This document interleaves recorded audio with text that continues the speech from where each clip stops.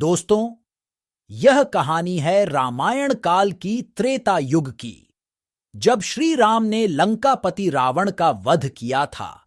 उस समय से पूर्व की यह कहानी है लंकापति रावण की पत्नी मंदोदरी के बारे में तो सभी जानते हैं और उन दोनों के विवाह के बारे में, लेकिन कम ही लोगों को यह मालूम है कि रावण से विवाह के पूर्व जन्म में मंदोदरी मेंढक थीं। उन्हें यह रूप माता पार्वती के श्राप की वजह से मिला था। पौराणिक कथा के अनुसार एक बार मधुरा नाम की अप्सरा घूमते हुए कैलाश पर्वत पर पहुंच गई। वहां उन्होंने भगवान शिव को तपस्या में लीन देखा और उन पर मोहित हो गईं। इस वजह से मधुरा ने भगवान भोले को आकर्षित करने का प्रयत्न किया। इसी दौरान वहां पर माता पार्वती आ गईं और उन्हें मधुरा पर क्रोध आ गया। आवेश में उन्होंने मधुरा को 12 साल तक मेंढक बनकर कुएं में रहने का श्राप दे दिया। इस बीच भगवान शिव की तंद्रा टूटी और उन्होंने पार्वती जी को मनाने की कोशिश की, लेकिन वे नहीं मानी। उन्होंने मधुरा से कहा कि वह अपना श्राप तो वापस नहीं लेंगी, लेकिन अगर वह कठोर तप करती है तो अपने वास्तविक रूप में वापस आ सकती है। मां पार्वती द्वारा दिखाए गए मार्ग के बाद मधुरा ने लंबे वक्त तक कठोर तप किया।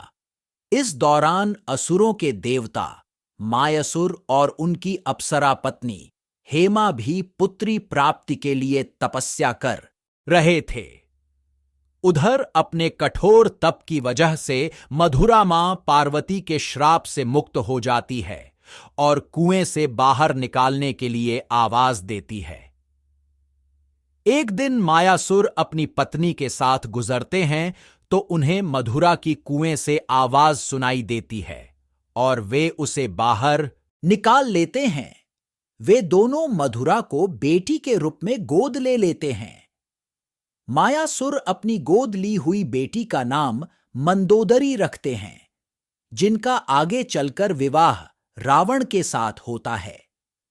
पौराणिक कथा के अनुसार एक बार लंकापति रावण मायासुर से मिलने के लिए उनके घर पहुंचा। वहां उनकी खूबसूरत पुत्री मंदोदरी को देखकर वह मंत्रमुग्ध सा हो गया और उसने मायासुर के सामने उनकी बेटी से विवाह की इच्छा जताई। हालांकि मायासुर को यह रिश्ता पसंद नहीं था, इस वजह से उन्होंने इसे ठुकरा दिया, लेकिन रावण नहीं माना और उसने बलपूर्वक मंदोदरी से विवाह किया। विवाह के पश्चात रावण और मंदोदरी के 3 पुत्र हुए, मेघनाथ, अतिकाय और अक्षय कुमार। मंदोदरी इतनी समझदार थी कि उसने रावण को अनेकों बार समझाने का प्रयास किया, किंतु रावण इतना अहंकारी था कि उसने मंदोदरी की एक न सुनी। जब मंदोदरी के पति रावण और उसके सभी पुत्रों और सभी परिजनों की मृत्यु हो जाती है, तो वह रणभूमि में जाती है, जहां श्री राम मंदोदरी को विभीषण से विवाह करने की सलाह देते हैं। किंतु मंदोदरी एक पतिव्रता नारी होने के कारण इस पर विचार करती है और कई वर्षों तक स्वयं को महल में कैद कर लेती है। तब विभीषण लंका का राजपाट संभालते हैं। फिर कई वर्षों के पश्चात मंदोदरी बाहर निकलती है और विभीषण से विवाह के लिए मान जाती हैं। एक कथा के अनुसार कहा तो यह भी गया है कि मंदोदरी रावण के शव के साथ ही सती हो गई थी। वीडियो पसंद आया हो तो वीडियो को लाइक, चैनल को सब्सक्राइब, बेल आइकन को प्रेस जरूर कीजिएगा और हमें बताइएगा कमेंट करके कि आपको अगली वीडियो किस टॉपिक पर चाहिए।